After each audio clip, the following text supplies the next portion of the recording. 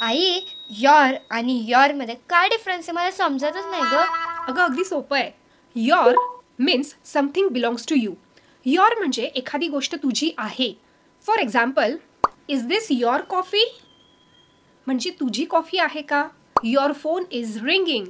तुझा फोन वाजतोय. सो या सगळ्या उदाहरणांवरून आपल्याला कळतंय की वस्तू तुझी आहे. आणि योर कसं लक्ष ठेवायचं?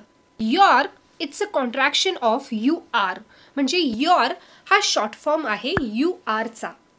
For example, you are so funny. You are doing great job. Okay, so ज्या ठिकाणी आपण यू आरला रिप्लेस करू शकतो तिथे आपण योर वापरायचं. आता तू मला सांग, dash bag is on the table.